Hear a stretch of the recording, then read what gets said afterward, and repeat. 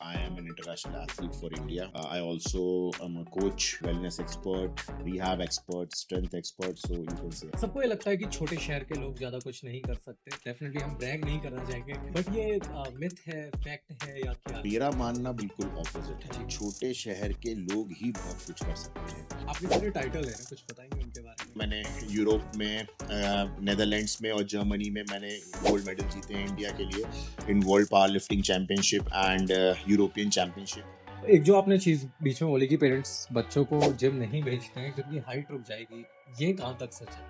जो right exercise का मजा होता है वो एक ट्रेनर ही आपको महसूस करा पाता है। मैं आपसे जानना चाहूंगा, क्या ट्रेनर वाकई ही जरूरी है या ये भी एक मिथ में हम इसको काउंट करेंगे? हर एक इंसान अगर टैलेंटेड भी है तो उसे पता नहीं होता। जैसे हनुमान जी को नहीं पता था उनमें कितनी ताकत है, Correct. उन्हें भी किसी ने बताया। You can be very good, depends कि आपको वो पेशेंस रखना है और वो डिटर्मिनेशन रखना है। क्या ऐसे सिम्टम्स हैं बॉडी दे रही है कि इंटेंस वर्कआउट कर रहे हो, इमीडिएटली दूसरे पे मत जाओ, रेस्ट लो, देखो यू आर ऑल राइट और not? Hey, hi everyone, this is Hemant Kumar. Today I have a very special guest with me, Mr. Rajat Goyal. और मैं इनको रजत भैया बोलता हूँ। और इसके साथ एक पर्सनल रीजन जुड़ा हुआ है कि हम दोनों एक ही शहर को बिलोंग करते हैं, बदायूं से। So welcome to our podcast today and thank you so much for giving the time. आप कुछ अपने बारे में बताइएगा। हम्म, अब आपने जैसे शहर की बात ही शुरू जी। करी है तो शहर से ही शुरू करते हैं। मैं बदायूं यूपी मेरा होम टाउन है और मेरी सारी एजुकेशन वहीं से हुई है। एजुकेशन मतलब स्कूलिंग मेरी सारी वहीं जी। से हुई है। After that I completed my BTech and MBA और इस बीच मेरे बहुत सारे कॉर्पोरेट लाइफ भी रही, मेरी एंटरप्रेन्योरशिप भी रही और फाइनली मैं अपने पैशन में लैंड किया विच इज़ फिटनेस। जी। और अभी मैं उसे कम्प्लीटली परस्यू कर रहा हूँ fitness and I am an international athlete for India and I also am a coach, wellness expert, rehab expert, strength expert, so you can say everything, yeah. I think बहुत सारी चीज़ें हैं, but एक personal question जो बदायूं के एक youth या बदायूं से होने की वजह से मैं आपसे पूछना चाहता हूँ कि बच्चों को या स्कूल गोइंग किड्स हो गए, कॉलेज गोइंग स्टूडेंट्स हो गए, सबको ये लगता है कि छोटे शहर के लोग ज़्यादा कुछ नहीं कर सकते।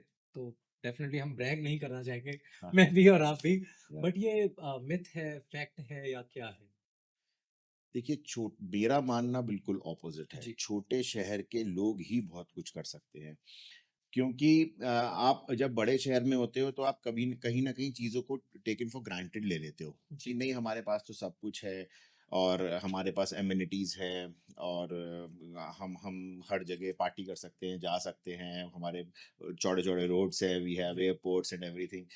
जो छोटे शहर के लोग होते हैं उनको ये सब चीज़ें देखने की और आगे बढ़ने की ललक होती है, उनमें जज्बा होता है। तो वो जो ललक होती है, अगर कोई डेफिनेटली मोटिवेटेड है और अपने गोल के लिए बिल्कुल कंसिस्टेंट है जी। तो वही ललक उसको आगे लेके जाती है क्योंकि उसे जीवन में कुछ करना होता है। बड़े शहरों में ये होता है, सारी चीज़ें सेटअप होती हैं, या जी। तो आपके पेरेंट्स हैं या ग्रैंड पेरेंट्स हैं, वो ऑटोमेटिकली आपके पास घर है अपना और बहुत सारी चीज़ें होती हैं तो आप उतना सेटिस्फाइड रहते हो। आप छोटे शहरों में आप कुछ करके दिखाना चाहते हो कि हाँ भाई, मेरी भी अपनी आइडेंटिटी है। सो वो ललक अगर आप में है तो इट डजंट मैटर आप छोटे शहर के हो, आप जरूर आगे बढ़ोगे। जी। और शायद इस लेगेसी को हमारे छोटे शहर बदायूं से एक पर्सनालिटी थे शकील बदायूं जी, जिनके एब्सोल्युटली, बारे में यस। आप जानते होंगे। Yes, yes. और इस लेगेसी को पहले ही आगे लेके जा चुके हैं। तो मैं बताना चाहूंगा कि बॉलीवुड की एक बेहतरीन मूवी मुगले आजम और उसका कभी ना पुराना होने वाला गाना जब प्यार किया तो डरना क्या, उन्होंने ही लिखा था। जी, जी। तो वो अपने आप में एक आइकॉनिक सॉन्ग है। और हम इस पॉडकास्ट के जरिए एक श्रद्धांजलि भी उनको अर्पित करना चाहते हैं। उन्होंने बहुत साल पहले बदायूं का नाम रोशन किया था और इसी तरीके से हमारी भी एक पहल है हाँ, अपने हाँ, हाँ, शहर के नाम बिल्कुल, को आगे ले बिल्कुल, जाने बिल्कुल, की। बिल्कुल। और बदायूं का कोई भी यूथ हम लोगों से जानकारी लेना चाहता है कि वो आगे कैसे बढ़े, तो बेशक आप हमको डीएम करिए और हम बहुत खुश होंगे आपको हेल्प करने में। Definitely, definitely. और आज के टाइम में वाकई में जिस फील्ड में मैं हूँ, फिटनेस, तो उसमें लोग बढ़ चढ़ के आ रहे हैं। सबको एक अच्छा फिजिक चाहिए, सब अपने आप को फिट रखना चाहते हैं, हेल्दी खाना चाहते हैं। जिनको अवेयरनेस है डेफिनेटली वो तो करना ही चाहते हैं। तो उससे related, yes, if anybody wants any kind of help, I am always available. और कभी भी आप मुझसे जो है वो डीएम कर सकते हैं। लेकिन हाँ, बहुत सारे लोग ऐसे होते हैं जो डीएम करते हैं, अनवांटेड क्वेश्चंस पूछते हैं जिनका कोई जी, सर पैर नहीं होता। I definitely. Want if you really want to do something in this, then please you can contact me any time. या सिर्फ यही लेगेसी नहीं, मेरे ख्याल से गोयल एंड सन्स फैमिली बताएं कि एजुकेशन इंडस्ट्री को भी आगे ले जाने की कोशिश में है, और आपका बहुत ही ज़्यादा फेमस इंस्टीट्यूट है बदायूं में, S management college, yes, right? S institute of management and technology. Okay, so yes. किस तरीके के कोर्सेज वहाँ पर मौजूद हैं? सो ये मैंने और मेरे फादर ने शुरू किया था जी, इन ईयर 2009, जब मैं इन्फोसिस से अपनी जॉब छोड़ के आया था। ओके, तो वी एक्चुअली फेल्ट कि हाँ, एजुकेशन का एक बहुत बड़ा गैप है, स्पेशली स्कूल्स तो काफ़ी अच्छे हो गए हैं, लेकिन जब हम हायर एजुकेशन में जाते जी, हैं तो क्या होता है, पहले दास कॉलेज हुआ करता था जी, बस। दास कॉलेज के अलावा कोई भी ऐसा कॉलेज नहीं था जहाँ पर बच्चों को ग्रेजुएशन पोस्ट ग्रेजुएशन करने जी, जाना हो, मतलब बदायूं में बहुत बड़ा गैप था। सो हमने ये सोचा कि इस तरफ भी चलते हैं, क्योंकि वहाँ पर इतनी सीटें नहीं होती कि सारे बच्चे पढ़ पाएं। जी, तो उनको फिर इधर-उधर अलग-अलग सिटीज़ में जाना पड़ता था। तो इसके सोचते हुए हमने ये कदम उठाया, और आज मेरा छोटा भाई उसको टेक केयर कर रहा है। जी, आज 16-17 साल हो गए हैं, and now we are one of the number 1 institutes in Badaun, and hats off to my younger brother's dedication towards it, क्योंकि मैं तो 2014 जी, में बदायूं से आ गया था दिल्ली। उसके बाद से उसने जो उसको आगे बढ़ाया अगले 10 साल में, मतलब इट्स रिमार्केबल। मतलब अब बच्चे यही सोचते हैं कि नहीं, पहले हमें वहाँ पर फॉर्म भरना है, अगर वहाँ एडमिशन नहीं होगा तब हमें जी, किसी और में जाना है। So it is really something. तो ये यही एक सोच थी कि भाई एजुकेशन जो 12th के बाद है, बच्चे बाहर जो जाते हैं वो हमारे यहाँ ही रुके। बहुत सारे जी, बच्चे होते हैं देखिए, अफोर्ड भी नहीं कर सकते बाहर करेक्ट, जाना। और सेकेंडली, किसी के घर में कोई मॉम डैड से अलग नहीं होना चाहता, जी, किसी के मॉम डैड बच्चों को बाहर नहीं भेजना चाहते, किसी के पता होता है हमें केवल ग्रेजुएशन करनी है, उनके बिजनेसेस वहाँ सेट है, तो वो बाहर वो जाके कोई लॉजिक नहीं है, क्योंकि उन्हें कहीं जॉब वगैरह कुछ नहीं करना, या आगे किसी और फील्ड में नहीं जाना। राइट, तो यही एक फैक्टर था। और आज के टाइम में बहुत सारे ग्रेजुएशन के साथ साथ पोस्ट ग्रेजुएट कोर्सेज भी हैं। जी। नेक्स्ट ईयर तक हम और कोर्सेज लेके आ रहे हैं, तो आप सो देखिए। अभी कौन-सा कोर्स जो है, बीबीए या BCA? BBA, BCA, BA, MA, BSc, MSc, we okay, have everything, nearly everything. MCA also we have, मतलब we have everything. It's just that कि आपको जो चाहिए वो आपको वहाँ मिलेगा। Yes, we don't have BTech, okay, because BTech के जो नॉर्म्स होते हैं वो जी, डिफरेंट हैं।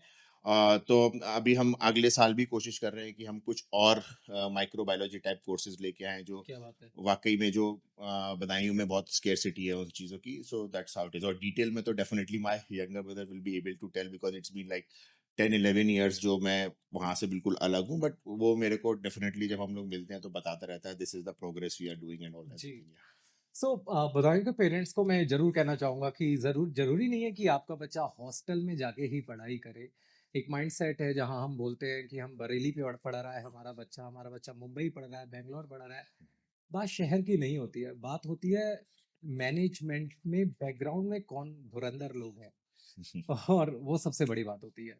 कहने को आप बड़े-बड़े कॉलेजेस में चले जाइए और बच्चे निकलते हैं, उन्हें कम्युनिकेट करना भी नहीं आता है। आप ये देखिए कि कितनी मेहनत है और क्या माइंडसेट है उन कॉलेजेस को बदायूं में एस्टेब्लिश करने के पीछे। मनी एक बहुत सेकेंडरी चैप्टर होता है, और वो ज़रूरी भी होता है किसी संस्था को चलाने के लिए। बिना उसके तो संस्थाएँ नहीं चलेंगी। बट अगर स्टूडेंट्स आप लोग ये सोच रहे हैं कि हमारे छोटे से शहर में तो स्कोप ही नहीं है, कॉलेजेस ही नहीं है, तो वो हैं मौजूद। आप जाइए, घर से निकलिए, देखिए, एडमिशन लीजिए, बदायूं का भी नाम रोशन करिए और अपने पेरेंट्स का भी। सो भैया, जैसा मैंने अंकल और आंटी के बारे में सुन रखा है, बहुत इंटेलेक्चुअल और डायनामिक पर्सनालिटी रहे हैं वो शहर के। और क्या योगदान रहा है आपकी ज़िंदगी में अंकल का और आंटी का?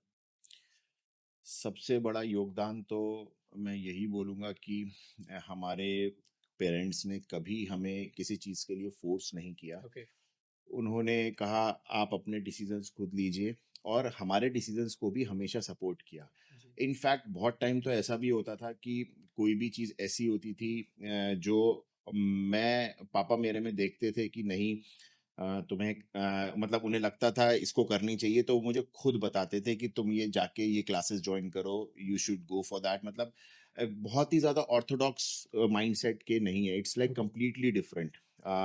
मतलब आप सोचो कि 13 साल की उम्र में मैंने अपनी वेट ट्रेनिंग शुरू कर दी थी, जिम ओह! जाना शुरू कर दिया था। तो उसके लिए भी उन्होंने कभी ये नहीं कहा कि नहीं, और पेरेंट्स की तरह नहीं, नहीं तुम्हारी हाइट रुक जाएगी, नहीं, नहीं तुम्हारा क्या हो जाएगा and all. So no, they were always okay with everything, क्योंकि जो अगर आप सही कुछ कर रहे हो तो उसके लिए रोकना, मतलब it's like no reason for no जी, रीजन। इनफैक्ट बहुत सारी चीजें ऐसी भी होती हैं जो घरों में नॉर्मली अलाउड नहीं होती, बीइंग इन अ बनिया family and correct, all, but हमारे घर में ऐसा कुछ भी नहीं था। हम जी, कुछ भी खा सकते थे, हम कुछ भी, हम एंजॉय कर सकते थे, हम जिम जा सकते थे, हम क्रिकेट खेल सकते थे। इनफैक्ट जब मेरे को याद है, because I was a cricketer before, okay, तो मेरे को कभी भी ऐसा प्रेशर नहीं था कि मेरे को एग्जाम टाइम में केवल बुक्स में घुस के रहना है, हुँ, या मेरे को पढ़ाई में इतने मार्क्स लेके आने हैं। मतलब मैं अपने बोर्ड के एग्जाम्स में भी मैं जिम भी जाता था रेगुलर, मैं क्रिकेट मैचेस भी खेलता था जी, और एग्जाम भी देता था, और मैं एक, मतलब एवरेज, अबव एवरेज स्टूडेंट था। आई जी, always secure more than 75% marks. और क्या बात आज से आप समझ लो 20-25 साल पहले 75% मार्क्स अच्छे बहुत खासे मार्क्स माने जाते थे। टॉपर के 80% मार्क्स आते थे। 80-82 was the topper marks used to be. आज के टाइम में तो 90-95 इज वेरी कॉमन। जी, तो ये सबसे बड़ा योगदान अगर किसी को मिलता है, तो आपको ये पता होता है कि हाँ, आपका जो कैलिबर है वो आप उसमें ट्राई कर सकते हो, आगे बढ़ सकते हो, and that's why I am here today in terms, in the form of an IFBB professional and fitness expert. क्या बात है। बट एक जो आपने चीज़ बीच में बोली कि पेरेंट्स बच्चों को जिम नहीं भेजते हैं क्योंकि हाइट रुक जाएगी, ये कहाँ तक सच है? ये सच, मुझे एक्चुअल में ये चीज़ कहाँ से आई ये मेरे को भी नहीं पता। हुँ, मुझे ये लगता है, मतलब जब मैं इस बारे में सोचता हूँ, तो मुझे ये लगता है कि लोग ये सोचते हैं कि अगर आपके कंधे पे वज़न रखा हुआ है, छोटे हो तो जाएँगे, आप छोटे हो जाओगे। करेक्ट। मतलब आपने किसी चीज़ को अगर ऐसे दबा दोगे हाँ, तो वो छोटी हो जाएगी। इट्स लाइक अ फ़ोम, जब फ़ोम को आप दबा दो तो बट वो छोटा हो इफ़ेक्ट जाएगा। नहीं है ना, माइंडसेट मतलब लोगों का एक अगर मिथ होता ऐसा है। कुछ होता, जी, तो हम बचपन में 6 से 8 किलो का बैग लेके कंधे पे जाते थे। ठीक है ना? तो करेक्ट, हम तो उससे भी दब जाने जी, चाहिए, ठीक है? जो लोग कुली बनते हैं, जो सर पे लेके जाते हैं करेक्ट, 20-20, 40-40 किलो के जी, बैग, जी, तो वो भी छोटे रह जाने चाहिए थे, ठीक है? जो यूरोपियंस और अमेरिकन्स इतना ज़्यादा लिफ्टिंग करते हैं बचपन से ही, वो भी छोटे रह जाने चाहिए थे, है ना? तो आप और चाइनीज़ और कोरियंस कितना भी लटक लें, वो लंबे नहीं हो सकते। करेक्ट, तो जेनेटिक्स जो होते हैं वो बहुत बड़ा रोल प्ले करते जी, हैं इन चीजों में। अगर आपके फैमिली बैकग्राउंड अच्छी हाइट का है, तो शायद 0.0001% चांसेस हैं कि जी, आपकी हाइट कम रह जाएगी। अगर आपका फैमिली बैकग्राउंड कम हाइट का है, तो आपके 0.001% चांसेस है जी, कि आपकी हाइट बहुत ऊपर निकल जाएगी।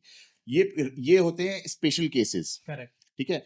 उसके बेसिस पे हम कोई भी चीज़ ऐसी नहीं कर सकते कि नहीं यार, अगर हम ऐसा करेंगे तो ऐसा हो जाएगा। इनफैक्ट आपकी जो ग्रोथ होती है, चाहे जी, वो हाइट की हो, चाहे बोन्स की हो, चाहे मसल ग्रोथ हो, हुँ, चाहे ओवरऑल बॉडी का डेवलपमेंट हो, वो आपके हॉर्मोन्स पे बेस्ड होता करेक्ट, है। और अगर आपके हॉर्मोन्स अच्छे से काम नहीं करेंगे, जी, तो आपकी ओवरऑल ग्रोथ ही रुकेगी। तो करेक्ट, इसीलिए खेलना बहुत ज़रूरी है, वेट ट्रेनिंग करना बहुत ज़रूरी है, अपने आप को स्ट्रॉन्ग बनाना बहुत ज़रूरी जी, है, ठीक है? आप कुछ भी करते हो, कोई गेम भी खेलते हो, राइट, क्रिकेट का बैट भी पकड़ते हो, वो भी सवा किलो का होता है। जी, हर एक चीज़ में वेट होता है। आप पानी की बाल्टी उठाते हो, वो भी 10 किलो की होती है। तो इस हिसाब से तो कुछ भी चीज़ अगर वेट है, तो वो काम सारे नहीं करना चाहिए। तो वेट उठा के, वो वेट जिम में उठाने से हाइट कम हो जाएगी, और अगर जिम के बाहर उठाओगे तो हाइट बढ़ जाएगी। ये लॉजिक मुझे भी समझ में बट नहीं। पेरेंट्स तो सिलेंडर लाने को तो बहुत प्रमोट करते हैं। That's what everything is weight in this correct, world. आप अपनी बॉडी को कैरी कर रहे हो, वो भी आपका बॉडी राइट, वेट है ना? तो ये मिथ शायद आज तक भी नहीं निकली है। हाँ, बड़ी सिटीज में, मेट्रो सिटीज में काफी हद तक, बिकॉज जो हमारे टाइम के लोग थे अब पेरेंट्स बन चुके हैं। करेक्ट, लेकिन आप बात करो जब हम बच्चे थे, या आज भी जो C B C great cities हो गई, जी, उनमें अभी भी ये मिथ है कि नहीं, ये तो लेबर का काम है, लेबर वजन उठाती है। तो भाई, अपने घर में तो सभी लेबर होता है। करेक्ट, हर एक बंदा अपने घर में लेबर है, अपने घर का काम तो सब करते हैं। तो एक दिन में तो ना मसल बन रही, ना एक दिन में हाइट हाइट रुक रही।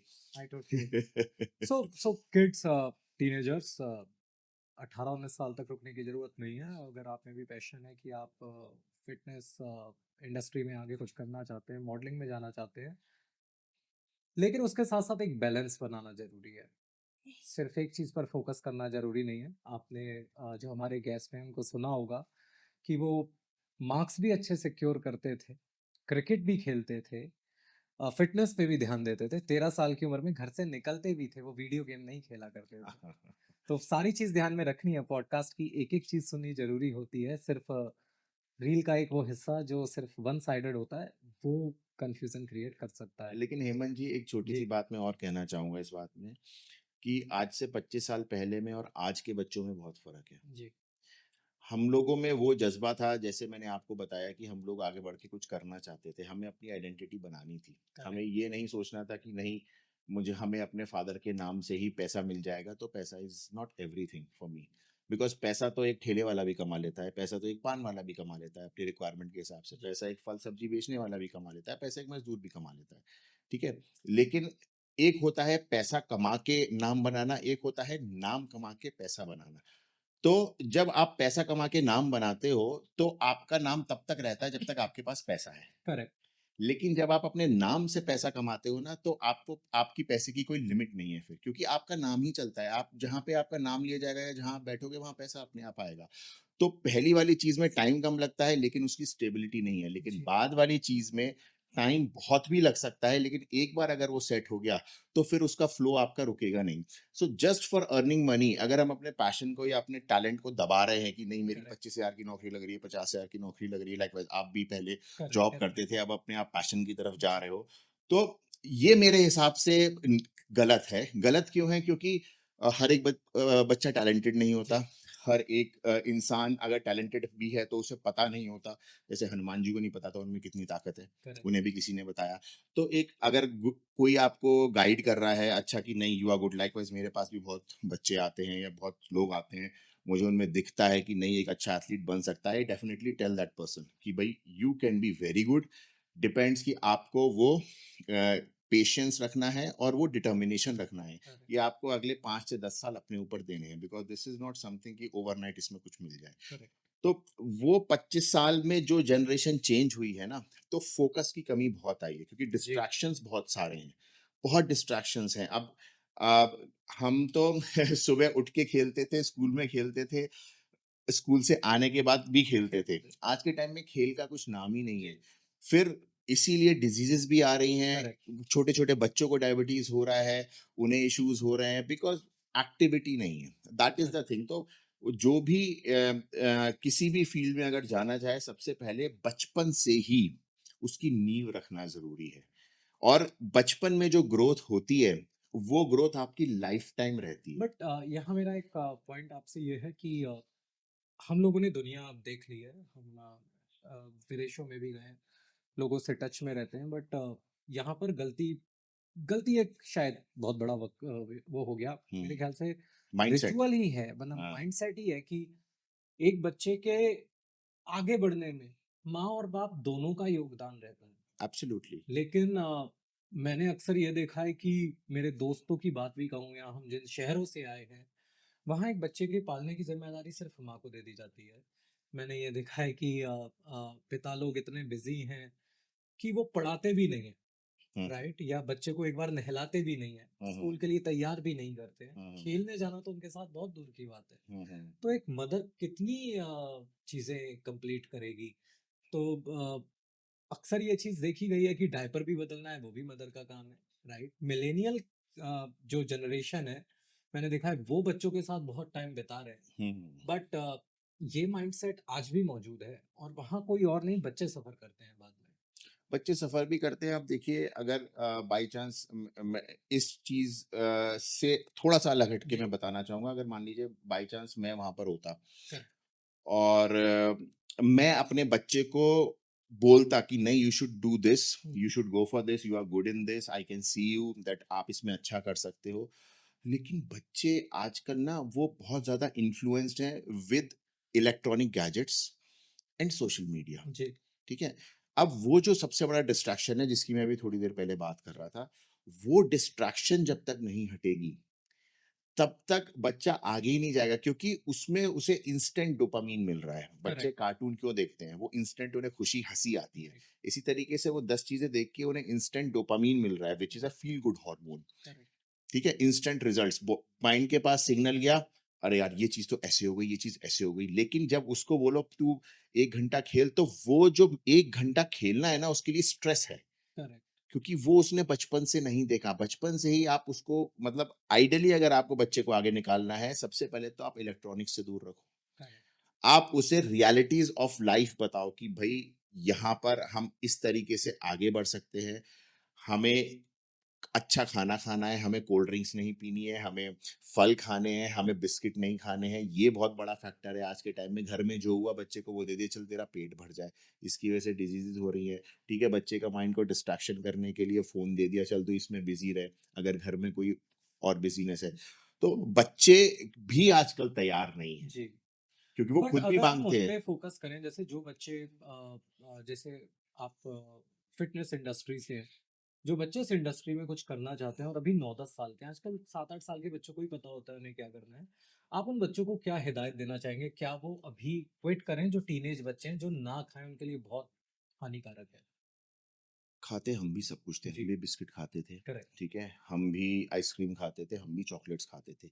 लेकिन हमारे टाइम में एक्टिविटी लेवल बहुत हाई था। ओके, दोस्तों एक चीज़ ध्यान रखो, खाना कल्प्रिट नहीं है, लैक ऑफ एक्टिविटी कल्प्रिट है। आजकल सोशल मीडिया के ज़माने में और मार्केटिंग के ज़माने में हमें केवल यही बताया जाता है कि तुम ये मत खाओ, इससे तुम्हें ये बीमारी होगी।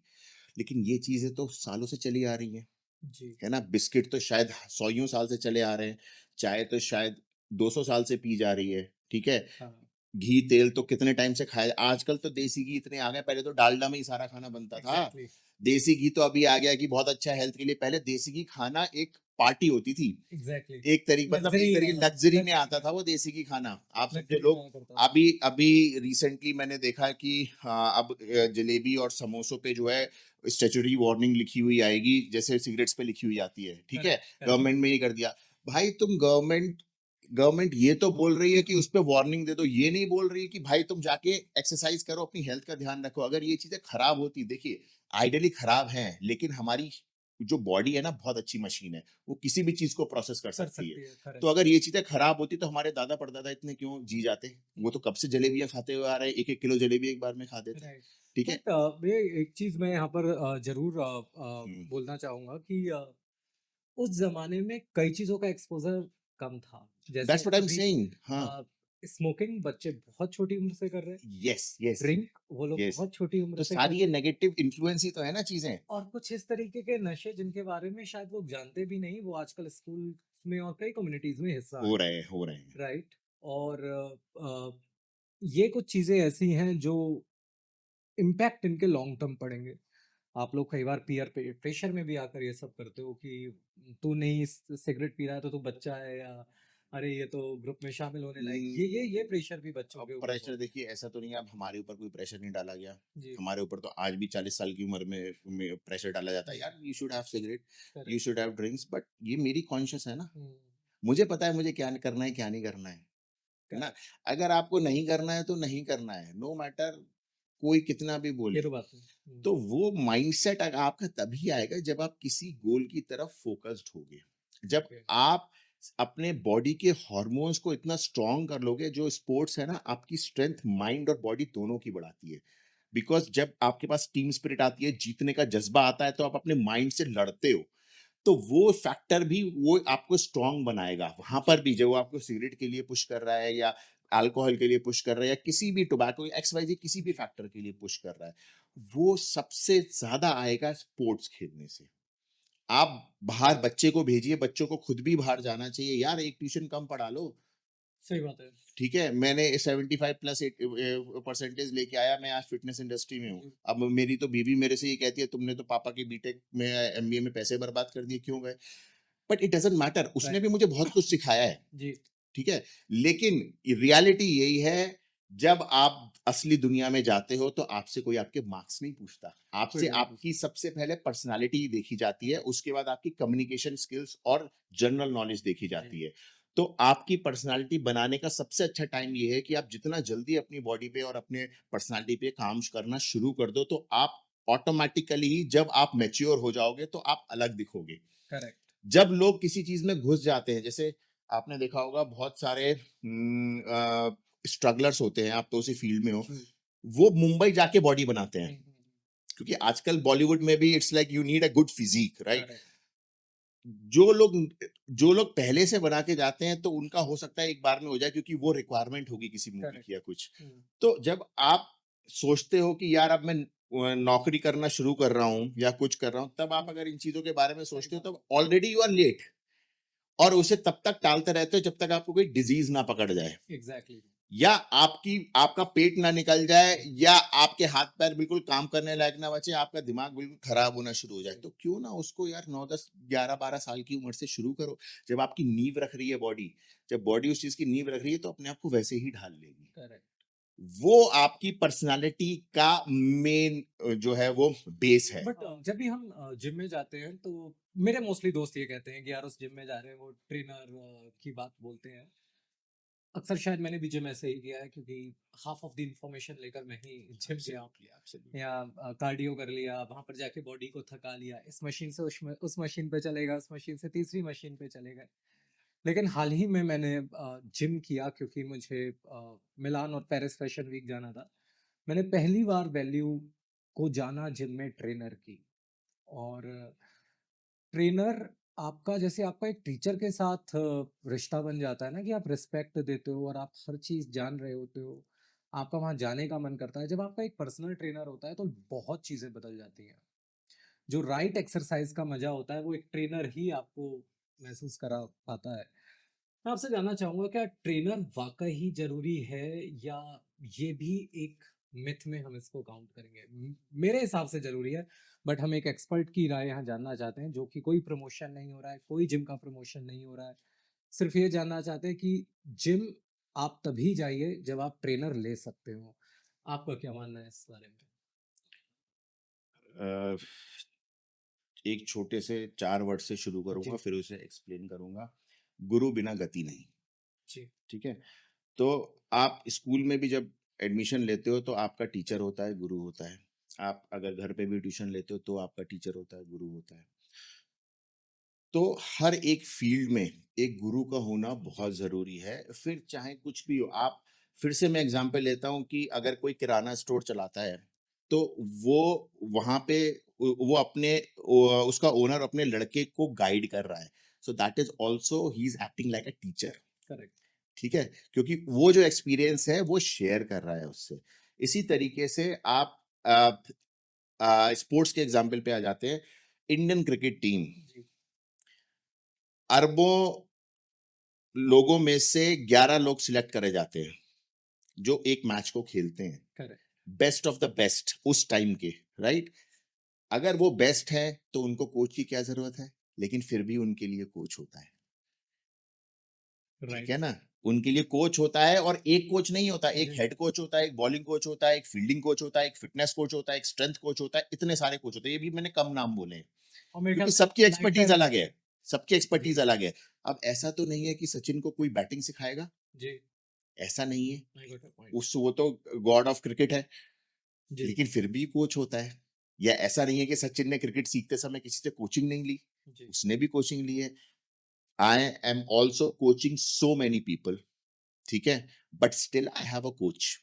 एक गुरु को भी गुरु की ज़रूरत है, क्या ठीक है बात ना? है! हाँ, क्योंकि देखो एक गुरु केवल सिखाने के लिए नहीं होता। जी, जब आप एक गुरु के साथ होते हो ना, तो वो आपका मेंटल बैलेंस, आपके फिजिकल एलिमेंट्स, आपकी प्रोग्रेस ट्रैकिंग, आपके न्यूट्रिशनल, मतलब एवरीथिंग ही टेक्स केयर। जी, इट्स नॉट ओनली कि आपको जिम में 1 घंटा खड़े होके उसे एक्सरसाइज करानी है। वो काम एक ट्रेनर का हो गया। देखो there is a difference between coach and trainer also. Okay, Trainer is there to train you at your place for a specific period of time. Okay, Trainer is related to training. ठीक है, वो training करा दी उसने। Coach is related to your entire goal, जो आप goal लेके चल रहे हो। So he is a guide of your even lifestyle, okay, your mental health, your physical health, your inside health, your outside health, everything. If you have some emotional issues also, you can always share with your trainer. If you're going through any of the setbacks in life, you can always share with your, not coach, not trainers, but coach, coach. Trainer is not for them. So आपको पहले तो ये decide करना है आपको एक trainer चाहिए या कोच चाहिए, यस, ठीक है? So we act as a coach. अब अगर ओके, मेरे पास कोई बंदा आता है, तो मैं कहता हूँ भाई देखो आपको जाना है तो जाओ, but with me you don't need any kind of dietitian. You don't need any kind of physiotherapist. You जी, don't need any kind of doctor. You don't need anyone else if you are hiring me as your coach. जी, Because एक coach अगर इन चीजों का expert नहीं है, हुँ, देखो डॉक्टर की कंसल्टेशन जहां पर डिजीज होती है इट्स जी, mandatory, I will not deny that, but right, there are certain things which are related to fitness only, correct, वो हम ही गाइड कर सकते हैं। सबसे बड़ी चीज जो लोग नहीं समझते, डॉक्टर का काम होता है जब आप बीमार पड़ जाओ तो वो आपको ठीक करे। हमारा काम होता है हम आपको ऐसा तैयार करें कि आपको डॉक्टर के पास जाने की जरूरत ना पड़े। Correct, right, yes, so that's where the difference between the trainer and a coach very. So coach बहुत जरूरी है हर एक की लाइफ में। मतलब आप देखो एक्टिंग के लिए भी कोच चाहिए। करेक्ट, इतने सारे स्टूडियो, इतने सारे स्कूल्स वगैरह क्यों खुले हुए हैं? किसी भी चीज के लिए कोच चाहिए। आप अगर आईएएस पीसीएस का एग्जाम करते हो तब भी कोचिंग करने जाते हो, लेकिन फिर फिटनेस में ने और जिम ने ही क्या बिगाड़ा है, उसके लिए आप कोच क्यों हायर नहीं करते हो? ये मुझे आज तक समझ में नहीं आया। मतलब लोग अपने आप से भी ये नहीं पूछते कि मेरी जी, बॉडी से ज्यादा मेरे लिए कोई इंपॉर्टेंट नहीं है। Even my family, why? लोग बोलेंगे ये तो बड़ा ही आप अजीब सा स्टेटमेंट दे रहे हो। वाकई में आपकी बॉडी से ज्यादा आपके लिए फैमिली भी इंपॉर्टेंट नहीं है, वो सेकंड नंबर पे आती है। करेक्ट, क्यों? अगर आप ही ठीक नहीं होगे तो आप अपनी फैमिली को कैसे सपोर्ट करोगे? एग्ज़ैक्टली, ठीक है, जिस बट आपकी फैमिली आप पे डिपेंडेंट है। यहाँ पर एक मेरा क्वेश्चन ये है कि जैसे पहली बार मुझे ट्रेनर और कोच वाला कॉन्सेप्ट आपके ज़रिए सुनने को मिल रहा है और हमारी ऑडियंस को भी। जिस तरीके से आपने एक्सप्लेन किया, इस तरीके से तो जिम में एक्सप्लेन किया भी नहीं जाता है, राइट? तो बिकॉज वहां पे ट्रेनर्स होते हैं, ट्रेनर्स होते हैं इसीलिए वो एक्सप्लेन नहीं कर सकते। आई मीन मेरा खुद का जिम है, बट मैं ये फ्रैंकली बोलता हूँ कि मेरे जिम में जो लोग आते हैं जी, वो ट्रेन करते हैं और जाते हैं। किस नाम से आपका gym? The right coach in Malviya Nagar, new Delhi. Okay, हाँ, तो मेरे जिम में जो लोग आते हैं आज तक भी मेरे जी, को ये नहीं पता मेरे जिम में कितने लोग आते हैं और कौन आता है। Okay. Because I am first a coach, then I am a businessman, then I am the owner of the gym. लेकिन मोस्टली जगहों पर जो एक माइंडसेट आया है, जो आपने बोला कि अधिकतर लोग जो हैं और मेरा मानना भी यही है कि ट्रेनर को स्किप करते हैं। उन्हें क्या बिल्कुल। लगता है कि ये एक्स्ट्रा एक्सपेंस है और क्या है। आपने जो अभी आप बात बोली कि आप पहले कोच हैं फिर बिजनेसमैन, राइट?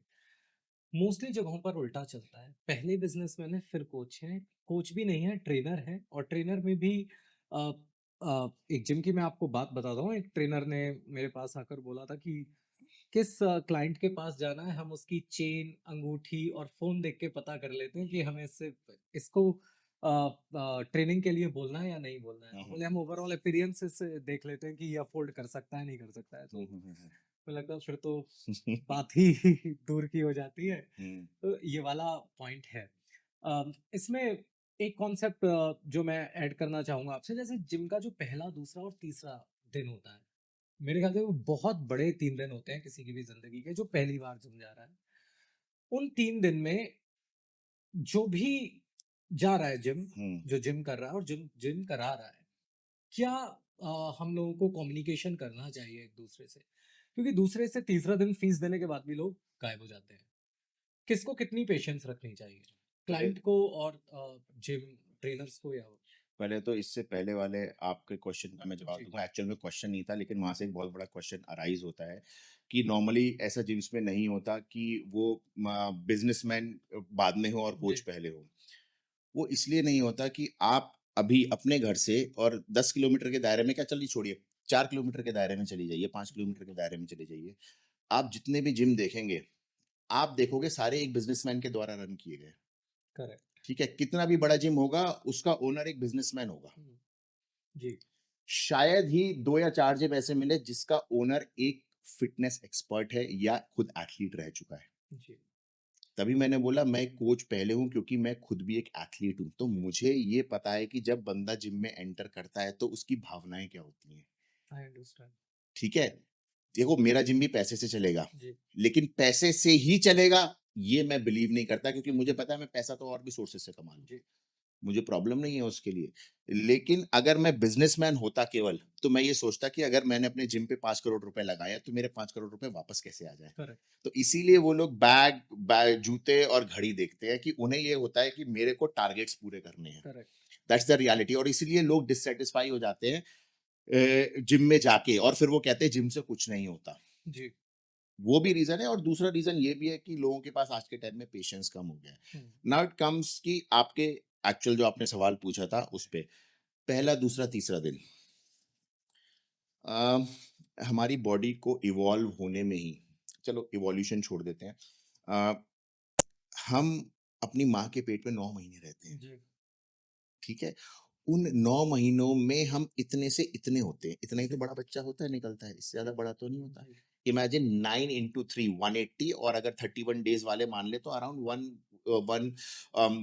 190 डेज़ आप मान लीजिए, जी, 188 टू 190 डेज़ आप मान लीजिए, इतने हम माँ के पेट में रहते हैं। हुँ, तो उसमें आप इतने से इतने हुए जी, 9 महीने में। हुँ, तो हेमंत जी आप पहले, दूसरे, तीसरे दिन में ये कैसे पता लगा सकते हो कि जिम आपके लिए पॉजिटिव है या नेगेटिव? हुँ, पहली चीज़ तो ये, जी, ठीक है ना? दूसरी चीज़ ये कि जब तक हम अपनी बॉडी को पहचानेंगे नहीं करेक्ट, और पहचानने में ही ना सालों निकल जाते हैं। जी। ये बहुत पेशेंस का गेम है। गेम क्या मतलब ये बहुत पेशेंस की ही चीज़ है। तपस्या बोलते हैं हाँ, जिसको। अब आप देखो ना आपके बाल जब बढ़ते हैं तो जी। 1 महीने में या कुछ-कुछ लोग तो 5 महीने में नाई के पास जाते हैं। हम भी सोचते हैं यार मेरे बाल ना ओवरनाइट बढ़ जाएँ कितना अच्छा हो but that's not a natural process of the body. But मैं आपको एक चीज़ इसमें सॉरी टू हाँ। इंटरप्ट कि मोस्टली जिम हुँ, जो कि आपके घर के इर्द-गिर्द होते हैं, जहाँ आप स्कूटी से जा सकते हो या पैदल जा सकते हो। मेरा कई जगह का एक्सपीरियंस इस तरीके का रहा है कि जैसे मैं जिम में पहले दिन गया, ट्रेनर पहले दिन फ्री मिलता है। वो आपको इतना ज़्यादा वर्कआउट करा देता है कि आप भूल जाती है आपकी बॉडी। मैं उस पे ही आने वाला था बाद ओके। में। और ये इसकी ज़रूरत नहीं है। आप जिम में जाइए, आपका जो क्लाइंट आया है, उससे बहुत अच्छे से बात करिए, प्यार से बात करिए। उसे बताइए मशीन किस काम आती है। उसे नहीं पता है, वो घबरा रहा होता है क्योंकि इतने चौड़े-चौड़े लोग ऑलरेडी खड़े होते हैं वहाँ। वो कहता है मैं इसमें क्या करूँगा? और वो अधिकतर मैं आपको एक नॉर्मल पर्सन के हिसाब से बता रहा हूँ, जब हम जिम में जाते हैं ना, हुँ, मोस्टली लोगों को ये इन्फीरियरिटी कॉम्प्लेक्स हो जाता है कि उन्हें इक्विपमेंट्स के बारे में पता नहीं है।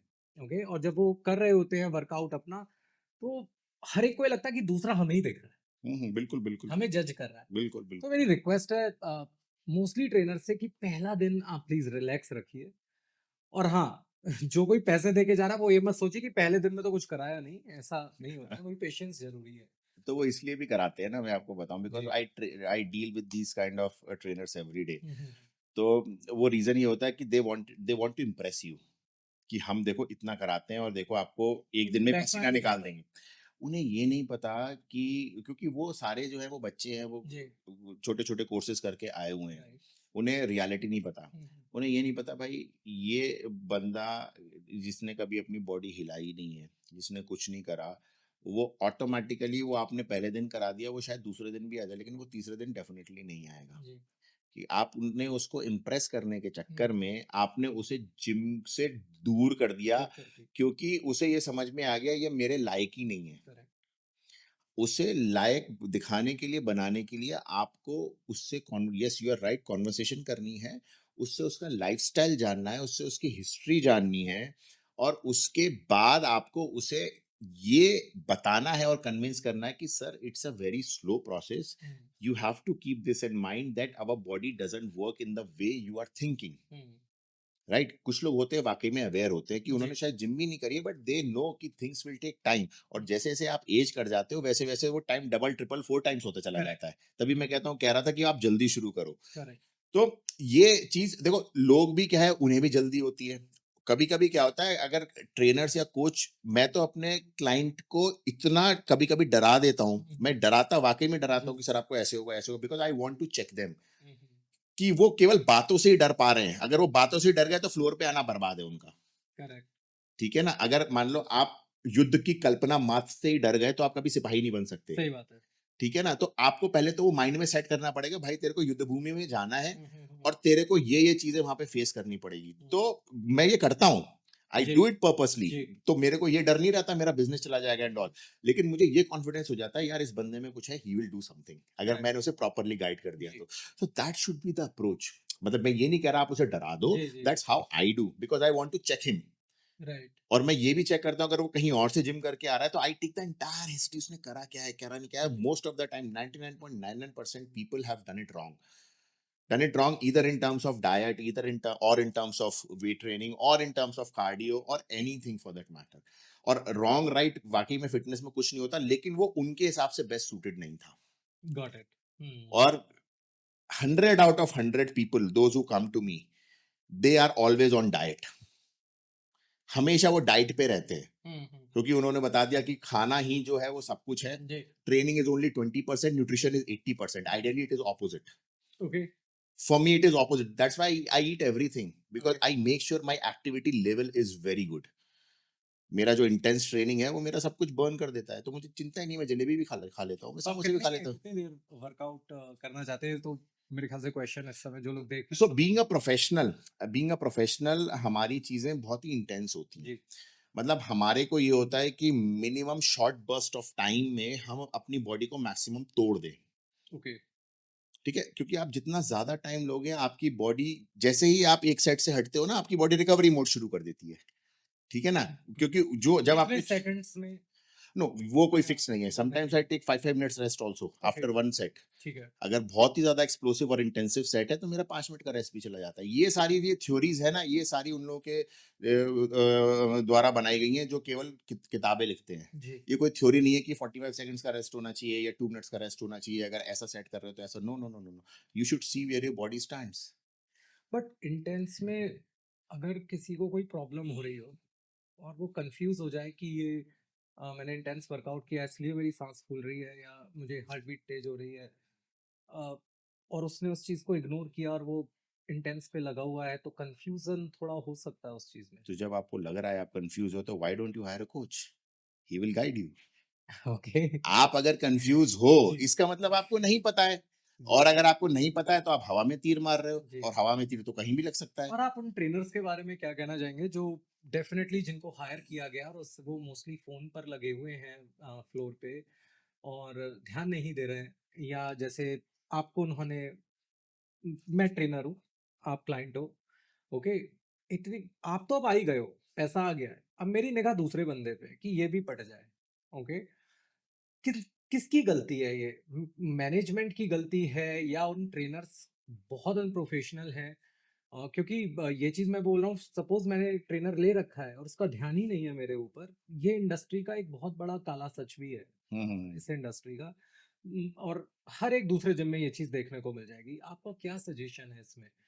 और जो मेरा पहला क्वेश्चन था कि अगर आप कंफ्यूज तो नहीं हो रहे उन दोनों चीज़ों में कि इंटेंस वर्कआउट आप कर रहे हो और आपको किन कंडीशन में वर्कआउट छोड़ देना चाहिए इमीडिएटली? क्या ऐसे सिम्पटम्स हैं बॉडी दे रही है कि अब इंटेंस वर्कआउट कर रहे हो, इमीडिएटली दूसरे पे मत जाओ, रेस्ट लो, देखो यू आर ऑलराइट और नॉट? सबसे पहले तो देखो, आप कभी ये जज नहीं कर सकते कि आप कितने पानी में हो. जी. मतलब आपकी कैपेसिटी क्या है. ओके. तो जब आपको ये नहीं पता कि आपकी कैपेसिटी क्या है, तो आपको ये भी नहीं पता होगा आपकी इंटेंसिटी लेवल क्या होनी चाहिए. डेफिनिटली नहीं. और जब आपको ये नहीं पता आपकी इंटेंसिटी लेवल क्या है, तो आप किसी और का देख के अगर ट्रेनिंग कर रहे हो, तो that is totally on you. जी. Nobody else is responsible. Nobody else actually is responsible for that. आपको सबसे पहले तो अपने आप कुछ ट्राई नहीं करना, ठीक है. Unless and until you yourself are an expert. Okay. ठीक है. दूसरी चीज ये है कि भाई, आपको वाकई में कोई गोल्स अचीव करने हैं, जी. Please hire a coach.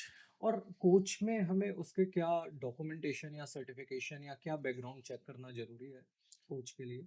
देखो, मैं भी वैसे सर्टिफाइड हूँ, एज सर्टिफाइड हूँ. ठीक है. और बहुत सारे इंडिया ओवरसीज लोग में बहुत सर्टिफाइड हैं, लेकिन जो आप वर्ल्ड के टॉप कोचेस देखोगे ना, nobody is certified. I don't understand.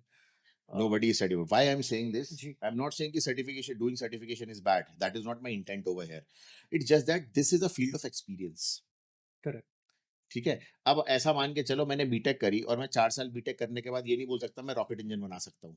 जी. उसके लिए मुझे उससे रिलेटेड सारी कोचिंग लेनी पड़ेगी, वहां पे काम करना पड़ेगा, उसको फील करना पड़ेगा, 10 लोगों के अंडर जाना पड़ेगा, उसके बाद मेरे को कोई चीज असाइन होगी.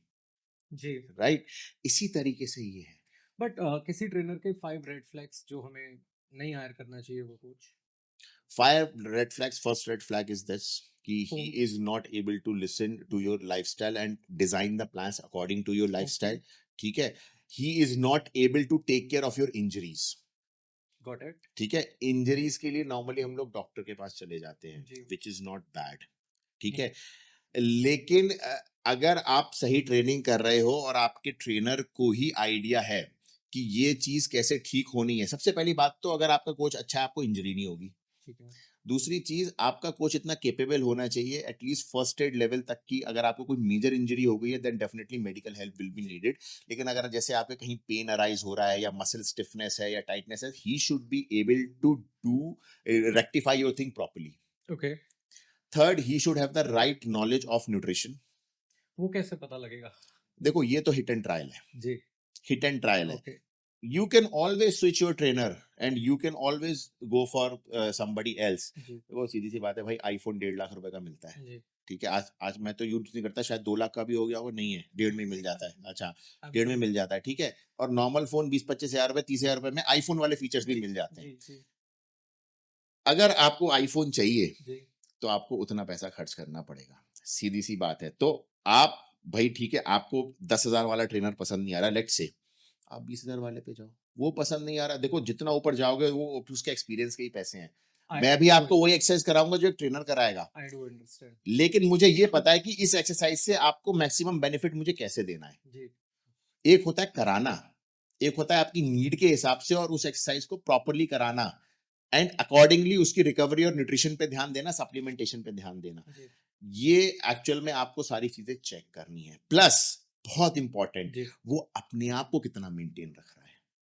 पता चले कि सब कुछ बहुत अच्छा है लेकिन खुद की तोड़ निकली हुई है, जी, 2-4 साल से वर्कआउट नहीं करा हुआ है, जी, कहता है मैं इस टाइम में ये था, उस टाइम में वो था। इट जी, डजंट वर्क लाइक दिस। अगर राइट, तुम किसी टाइम में खुश थे तो भाई why are you not doing it right now. Correct.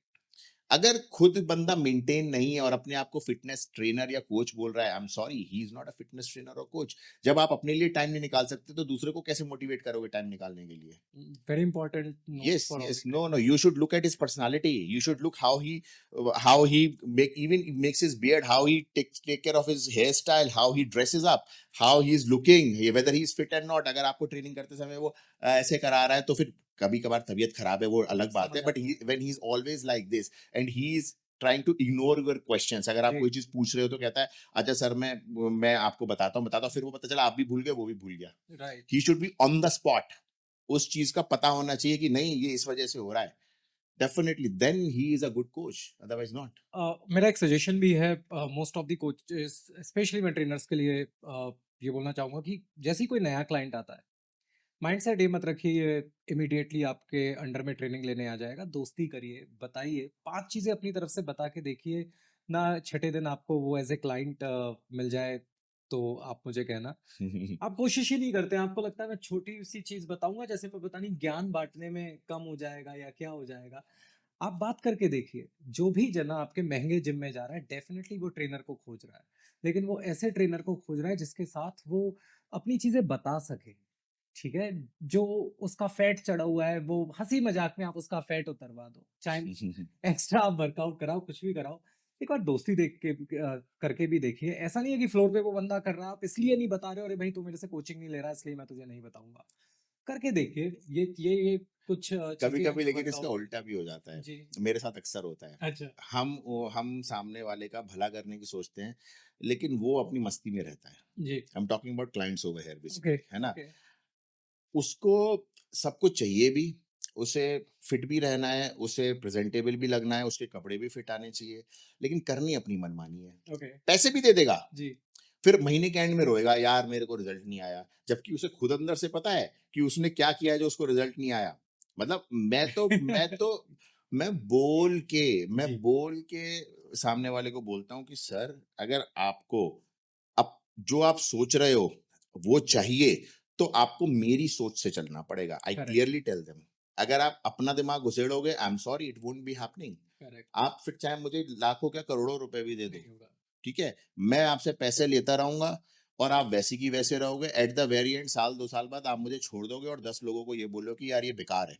Correct. लेकिन मैं जो काम कर रहा हूँ वो प्रूवन चीजें हैं, जी, 25 साल मैंने झक नहीं मारी। आई एम बीइंग जी। Very blunt over here. अगर कोई आपके हिसाब से चलता है, जैसे आप कोचिंग देते हो तो the person is getting results, right? कम से कम 6 महीने से 1 साल का टाइम तो नॉर्मली चाहिए ही चाहिए। बिल्कुल। क्योंकि जिम को भी एक तपस्या ही माना गया है, कई लोग इसको बोलते हैं। हाँ, अब जैसे आपने बोला 6 महीने से 1 साल का टाइम जी। चाहिए, ठीक है? अब 6 महीने से 1 साल का मतलब ये नहीं है अगर आपने जो प्रोग्रेस कर ली वो लाइफ टाइम रहेगी। वो कंटिन्यू तो रहना ही योर है। Fitness is always rented. Correct. You can not buy fitness, पैसा ओके। दिया और खरीद ली। आपको रोज़ इसका रेंट पे करना है। जी। भाई रोज़ आपको अपनी जो है बॉडी को तोड़ना पड़ेगा। जी। इट कैन नेवर हैपन भाई। अगर आपका घर बंद भी पड़ा है ना तब भी आप उसे 1 साल बाद खोलोगे तो उसमें धूल लगी हुई मिलेगी। जी। चाहे सारी शीशे बंद हैं, चाहे सारी खिड़कियाँ बंद है, उसमें भी चूहे आपको मिल जाएँगे जी। डेफिनिटली। जी। तो आप अपनी बॉडी के लिए ऐसा कैसे सोचते हो कि 6 महीने हमने ट्रेनिंग कर ली तो हम करेक्ट। 6 साल तक बहुत अच्छे रहेंगे। वो धूल तो अगले दिन से जमना शुरू हो जाएगी उसपे। आपके बारे में एक मिथ है, रियलिटी है, क्या है वो आप ही बता पाएँगे? आपको रिचेस्ट फिटनेस ट्रेनर या कोच बोला जाता है। भाई मैं तो ये बोलूँगा कि वो मतलब मिथ ही है। ओके। बिकॉज़ मैंने अभी क्या बोला? You should present yourself that you are the best. जी। मेरी जेब में ₹10 भी नहीं होगा तो I will always try to present myself in that manner. और इसमें मेरी एजुकेशन का भी बहुत जी। बड़ा रोल है। बिकॉज़ आई कैन अंडरस्टैंड कि अपने आप को अगेन प्रेज़ेंट कैसे करना है। सामने वाला क्या चीज़ लेके, क्या एक्सपेक्टेशन लेके मेरे पास आ रहा है। तो जब अगर मैं बनियान पहन के भी किसी से बात करूँगा ना तो वो चीज़ ऑटोमैटिकली लोगों को लगता है जी। इस तरीके से कि yes he is doing very good and everything. तो वो एक्चुअल में मेरे हिसाब से तो ठीक नहीं है, लेकिन अगर लोग ये मानते हैं तो मेरे लिए तो ये बहुत फ़ख्र की बात है। सो कॉम्प्लीमेंट ही है ये। अब मैंने इनफैक्ट जिस वीडियो की बात कर रहे हैं उस वीडियो में मैंने यही बोला है कि मैं तो ये नहीं मानता, जी। लेकिन अच्छी बात है अगर मैं ऐसा कंसीडर किया जाता हूँ तो। जी। अ, एक क्वेश्चन है मेरा, जो आपके सारे टाइटल हैं, वो बहुत सारे हैं जो आपने विन किए हैं, कुछ बताएँगे उनके बारे में? कौन-कौन से टाइटल विन किए आपने? प्रोफेशनली मैंने स्टेज कॉम्पिटिशन शुरू करे थे 2015 में। ओके। और उसके बीच में मैंने पावर लिफ्टिंग भी करी है बहुत जी। अच्छे लेवल पे। हुँ। तो अगर मैं आई विल स्किप द छोटे-छोटे वाला हुँ, हुँ। जो मतलब मैंने शुरुआती सालों में करे थे, बट यस अभी 2025 में around 2 to 3 months back I won the biggest title ever of my life and also it is considered as one of the biggest in India also which is an IFBB pro. तो IFBB Pro is the biggest title for someone who wants to enter into a professional bodybuilding field. Okay. उसके basis पे आप all over world कहीं भी India को represent कर सकते हो और शोज खेल सकते हो। So in India I should say if I talk about only males जी। तो मेरे हिसाब से शायद 25-30 लोग ही होंगे ऐसे जो IFBB प्रो का जिनको टाइटल हासिल है, जी। और मेरी कैटेगरी में शायद ही 7-8 लोग होंगे ओके। जिनको ये टाइटल मिला तो हुआ कितने है। मंथ आपने इसकी ट्रेनिंग स्पेसिफिकली फॉर आईएफबीबी प्रो के लिए की थी? मैं तो वो तो वैसे भी लाइफ टाइम थी, बट 25 साल। मुश्किल से 25। Okay. So let me just जी। इलैबोरेट इट कि 25 साल से मेरा मतलब है कि जब मैं ट्रेनिंग अपनी 13 साल की उम्र में शुरू करी थी जी। तब उस समय कोई ऐसा गोल नहीं होता ना। बॉडी बिल्डिंग इतना इवॉल्व थी उस टाइम पे। भाई ये होता था कि बस हमें जिम जाना है, अपनी स्ट्रेंथ बढ़ानी है, वो बस वजन उठाना है। जी। I used to like it. Okay. फिर हल्के हल्के करके जैसे मैं प्रोफेशनली 2014 में इस फील्ड में आया तब भी इंडिया में आईएफबीबी नहीं आया था, बिकॉज आईएफबीबी वो ऑर्गेनाइजेशन है जो ओलंपिया कराती है, mister Olympia. So that is the biggest in the world. Okay. तो 2017-18 में आईएफबीबी इंडिया आया जी। था। तो तब से लेके हर एक एथलीट का यही सपना होता है कि वो आईएफबीबी प्रो बने। ओके। मतलब दैट इज समथिंग जो आजकल जितने छोटे या बड़े शोज खेल रहे हैं ना उनका एक ही सपना है। जी। पहले मिस्टर इंडिया भी हुआ करता था सपना, लेकिन अब वो मिस्टर इंडिया वाले भी इधर स्विच कर गए सारे। तो अब okay. Mister India is now at that at below level then हुँ, हुँ। IFBB pro. ओके। हाँ, तो उसके मतलब वो आपका वर्ल्ड रिकॉग्नाइज्ड टाइटल है। आज के टाइम में आप किसी को जाके अगर मान लो आप बाहर कहीं जा रहे हो, ओवरसीज किसी कंट्री में जा रहे हो, आप बोलोगे नहीं मैंने मिस्टर वर्ल्ड जीता हुआ है, मिस्टर इंडिया जीता हुआ है, तो they will say okay congratulations. But आप अगर बोलोगे you are an IFBB pro तो सीधे बोलेगा wow you are an IFBB pro. तो उसकी जो वैल्यू है वो इतनी है। ओके। तो उसके 2025 में मैंने वो जीता। फिर उसके बाद उससे पहले इनफैक्ट 2017 में when I was doing power lifting, तो मैंने यूरोप में, नेदरलैंड्स में और जर्मनी में मैंने गोल्ड मेडल जीते हैं इंडिया जी, के लिए in world power lifting championship and European championship. मैं इंग्लैंड भी गया हूँ, वहाँ भी जी, मैंने गोल्ड मेडल जीते हैं प्लस वर्ल्ड रिकॉर्ड भी बनाया है। तो ये मेरे कुछ मेजर अचीवमेंट्स हैं, और इसके बीच में बहुत सारे छोटे छोटे शोज इन टर्म्स ऑफ, मतलब 4 बार मैं आईएफबीबी गोल्ड मेडलिस्ट भी रह चुका हूँ। जी, तो 4 बार गोल्ड मेडलिस्ट रहने के बाद मेरे को आईएफबीबी प्रो का टाइटल मिला है। जी। So these are some of my achievements. That's it. इन सारी चीज़ों के पीछे कोई किसी की खास मेहनत जो रही हो आपके साथ? मेरी जिद की मेहनत, ओके, जो मैंने ठान लिया, वो मेरे को करना ही करना था। और इनफैक्ट पहले मेरी कैटेगरी अलग थी, पहले मैं मेंस फिजिक खेलता था। Okay, So there are basically 3 categories okay, in males. Okay, One is men's physique, जिसमें शॉर्ट्स पहनते हैं, आपने ओके। देखा होगा। जी, जी, जी। Then it's classic physique, hmm, and one is open bodybuilding, okay, जो प्रॉपर जो हैवी लोग होते हैं open body. So my okay, category is classic physique. Okay. पहले मैं मेंस फिजिक खेलता था, तो मेंस फिजिक में मैंने एक बार ब्रॉन्ज मेडल जीता था ओके। 2019 में। हुँ, हुँ। उसके बाद से कोविड आ गया, फिर 2 जी, साल वो गैप हो गया था 2020-21 के आसपास। उस 2019 के टाइम पे मेरे को किसी ने बोला था कि तुम मेंस फिजिक में तैयारी करो, तुम ना कभी क्लासिक फिजिक वाले या बॉडी बिल्डिंग वाले सब नहीं बन चैप्स सकते। ठीक। हाँ, मतलब वो नहीं बन सकते, तुम इसी में रहो। तो मतलब ये ना मेरे को ऐसा हिट करा कि यार, अच्छा, मैं ये नहीं बन सकता। ठीक जी। है, देन 21, 22, 23, 24, 22, 23, 24, 3 साल मैंने लगातार गोल्ड मेडल जीते, लेकिन मेरे को प्रो कार्ड नहीं मिला, बिकॉज उसके लिए भी वो जज को सिलेक्शन करना होता है कि गोल्ड मेडल वाले को भी प्रो कार्ड देना है या नहीं देना है। ओह! ओके। तो 22, 23, 24 मैंने क्लासिक फिजिक में ही गोल्ड मेडल जीता। जी, और मैं खेलता भी इसलिए गया कि जब तक मुझे प्रो कार्ड नहीं मिलेगा, मैं खेलूंगा। जी, फिर 25 में एट द एंड मेरे को फोर्थ में जब मैंने गोल्ड मेडल जीता, then I was selected as an IFBB pro. तो सबसे बड़ा जो मेरे साथ फैक्टर है, जिसने मेरी, यू शुड से, हेल्प करी है, या जो मेरे साथ रहा है, वो मेरी जिद है, और कोई नहीं क्या बात है। है। एंड आई थिंक ये जिद सबको होनी चाहिए, हर प्रोफ़ेशन में ज़रूरी है। यस। और हेमंत जी, एक चीज मेरे को बहुत मतलब, जब हमारी तब इतनी देर से कॉन्वर्सेशन हो रही है, और जब मैं आया था तो आपने जिक्र भी करा था something related to your campus HR something. तो मैं जानना चाहूंगा कि वो एक्चुअल में क्या है, और उसे मेरे को डिटेल में बताएं, क्योंकि मेरे को वाकई में वो चीज कंसेप्ट जो है बहुत इंटरेस्टिंग लगा। जी, तो प्लीज आप मेरे को बताएंगे, तो so that I can also understand that. Okay. So campus HR जैसा नाम से ही ज़ाहिर है कि कैंपस और एचआर यानी human resources, human resource management जिसको हम ह्यूमन कैपिटल मैनेजमेंट भी बोलते हैं, यानी किसी भी कंपनी को चलाने के लिए ह्यूमन रिसोर्स डिपार्टमेंट बहुत ज़्यादा मायने रखता है। और उस सेक्टर में, जैसे ट्रेनिंग सेक्टर में, आपके में ट्रेनर्स जो इश्यूज क्रिएट करते हैं या किसी का भविष्य बदल सकते हैं, हम्म। यही चीज़ें एक एचआर करता है। ओके।